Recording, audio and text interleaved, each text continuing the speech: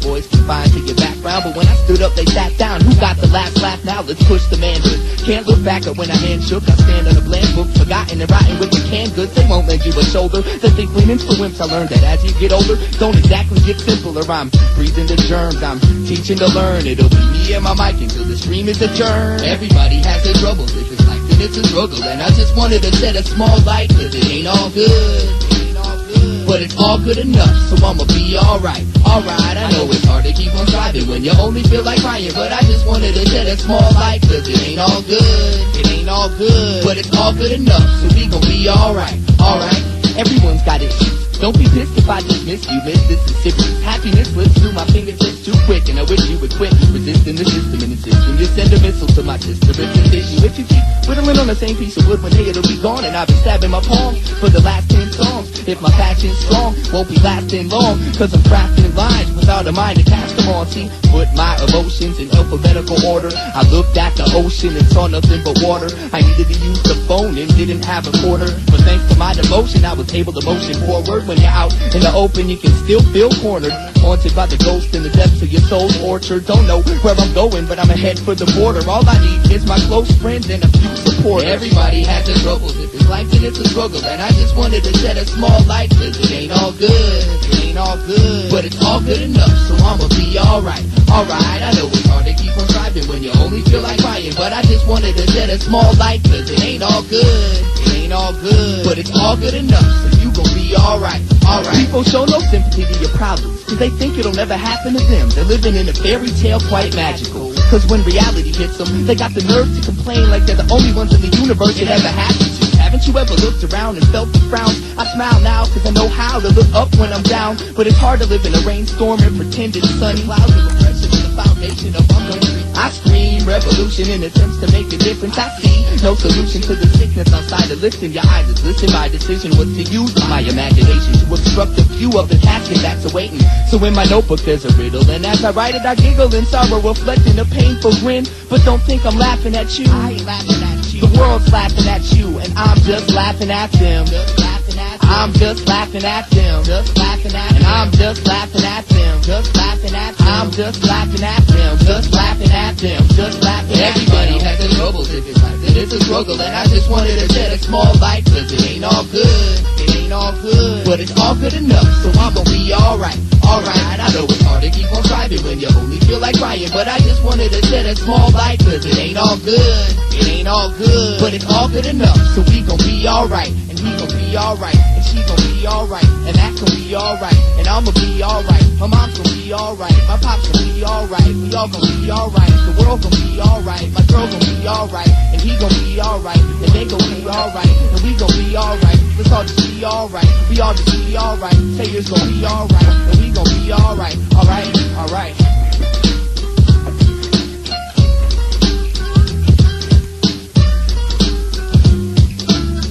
We gon' be alright, you gon' be alright. Man, I remember that song. Remember that from the shows, 7th Street Entry. I think he even did this at Scribble once. Yeah, he performed it a few times. Like a lot of the songs on the 6th Sense demo. I used to do backups to this one. Yeah, he played, but I have a version of you doing that. I think I do have a. But he was like, yeah, that stuff is too. That song is whack. I'm on this new stuff. Yeah. Mikey was always the type of artist that hated what he did, like immediately after he finished it and put it out for himself, and was like, I've got to go somewhere else. I mean, I think that was just part of his way of pushing himself on to the next. You know. But while he was doing it, you couldn't tell him no different. That was the hottest. That was the hottest. Whatever was out right then. Yeah. I believe we got a couple of callers on. We got Ali back in there, and I believe we got Psalm also on the phone. Yeah, what's up? What's up, Psalm? How you doing? What's up, Psalm? Hey, how's everybody doing over there? You know, we all together. We all together right now. I'm glad to hear that. Did you have any sort of memories or anecdotes or anything that you would like to share with us and the listeners who might not have had the chance to meet Mikey? Oh man, of course. Like the first time I ever played in Minneapolis was for the the Oliver Hart release party. Haha, right on. And I remember I played at Dinky Towner with Pugsley Adams and Overflow. We had all driven up, and it was like the dead of winter, and it was the first time I was ever in Minneapolis. And I remember he came in, and everybody was all excited. And he asked me if I rapped, and I said yeah. And I just remember he was just like, it doesn't matter that you're a girl. And that's like pretty much all he said to me until like years later. And then years later, I saw him in the Rhymesayers office after Frequent Flyer starting to get underway, and he asked me if I knew how to warm up my voice right, because for some reason he had heard that I was having trouble with my voice and just the strength of it getting the power out. And he gave me like just all these tips and gave me books to read and all this stuff. And I remember asking him how old he was, because he just sounded like so knowledgeable. And I was like blown. I was just blown to know he, like, you know, saying like he was younger than me. So it just kind of blew me. And the battle scene, I'd already knew about the battle scene sort of thing. But for me, Eyedea, he was just really concerned.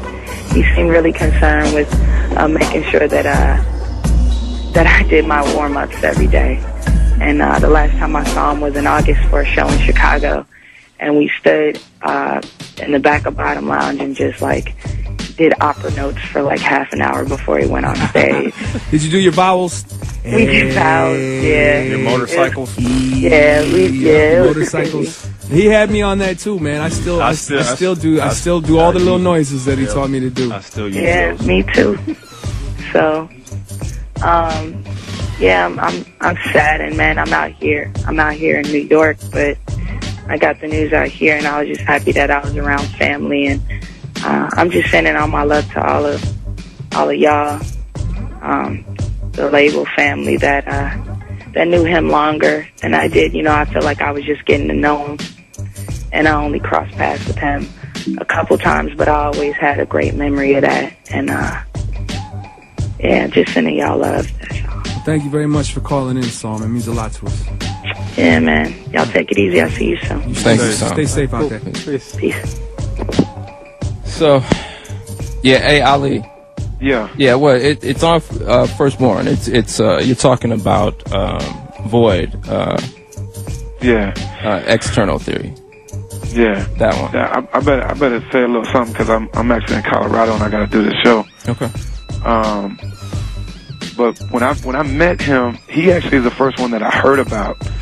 Because, you know, being from the north side and you guys all being from the south side, and I wasn't around that time that we met, the years leading up to that, like I was in the mosque so heavy and working and stuff. I'm never really been a person to go out.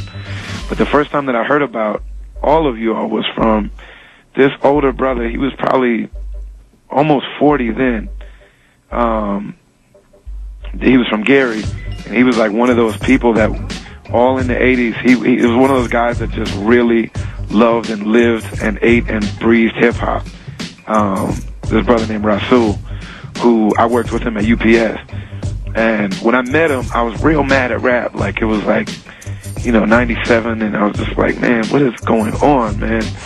And he was like, no, do you know about the rhyme? Like, you know about Rhymesayers? And I was like, nah. He was like, they're from here and they're doing their thing and everything. But he's like, I'll never forget it. The way he said it, he was like, bro, they got this little white boy, bro. He's just the coldest thing you ever heard.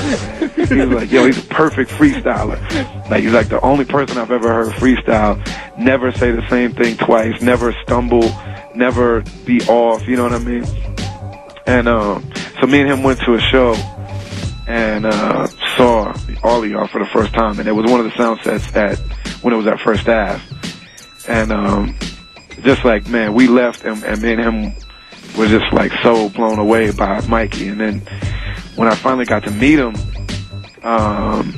we were ciphering, and he used to carry this tape recorder around and just talking to it. Like, he would be in public walking and talking and like narrating stories and making jokes and into this tape recorder and like freestyling and like having a conversation with the tape recorder. And so, you know, me and him, we did the cypher thing for a little while and all that stuff. And he was like, yo, you should really come to my crib, man, so we can really talk. And, you know, I'd go to his house, and he was still in high school, and I was like, you know, considered myself grown and had a, you know, job and a kid and all this stuff. And, you know, I would sit at his crib and just like listen to him talk about just all of this stuff for hours at a time. And like, I really looked up to him in a lot of ways.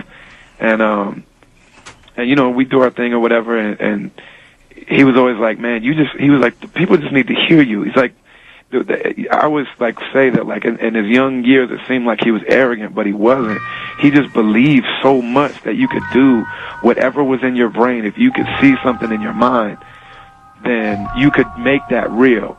And he was like, you know, if that's why you always need to expand your mind, because an idea starts in your brain, and then that was when he was explaining his name. An idea starts as something in your mind that you get from somewhere out in the world somewhere, and those are the things that become real. And you work on your craft to make what you see in your brain a reality. And he was like, man, people just need to hear you, and you can do anything in this world that you want to do.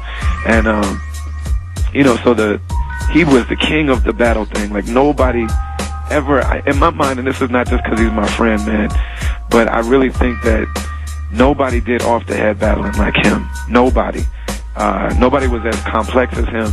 Nobody was truly as unwritten and unscripted as him. Nobody was really in the moment the way that he was.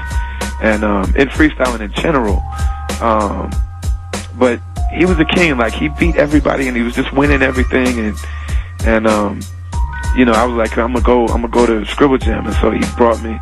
I rode with him and his grandparents and his mom, and you know, just a bunch of random people that just wanted to go. And I didn't have any money; they didn't charge me anything. You know, they let me sleep in their room, and he went back to win again.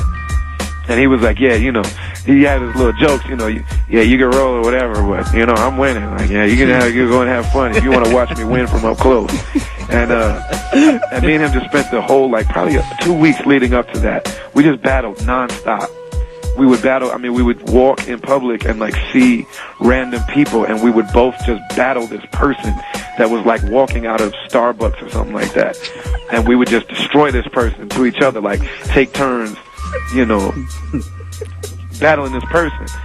And so we get there, and they thought it would be funny to have me battle him, to have us battle, or like, you know, it'd be interesting, like these guys are from the same crew, to have me battle him. And clearly everybody knew that he was going to win, but it would just be part of the story of him winning. But they ran out of time, and so, you know, it ended up being that we only got one round, which isn't how it ever happened. He went first, I went second, and this is a battle that we had a million times already, you know what I mean? And so I remember when it was over, I didn't know that it was only one round. And such a sore subject, like, at that time was the fact that my Rites of Passage tape was out, but his Firstborn album wasn't out yet. Because mine was just a tape. Mine was kind of like a, you know, like a side thing or whatever, but his was his real album. So everybody was like, no, this is your album, get it perfect. So when that came up, like at the end of I said that line to him, you know, he said, you know, you look like an albino 8, you only sold 2 copies of your new tape. So I didn't want to go there, but I could tell that he had felt bad that he had brought the albino thing up. And so I was like, all right, so you know, you told me my thing, at least I got something out, you know. And like just the way we looked at each other, man, and somebody sent me the footage of that battle the other day. I hadn't watched it in a long, long time. And then at the end, I thought there was going to be another round. So I was like, I'm sorry, Mikey. I was like, yo, what's going to come next is me wishing that I did not even come here. Like, this is about to be really bad. Because, yo, there were times where, like, when his competitive spirit came out, he loved you, but he was trying to be the best. And I mean, there were times where I would be scared to freestyle with him because he was so good, and like his energy was just so magnetic, and like he was so present in the moment that he clearly, like, really just did not need anything at all to set him off or to inspire him. Like, he was so energetic and electric, man, at all times, was never off, never wasn't on like that. And so I was like, yo, I'm about to just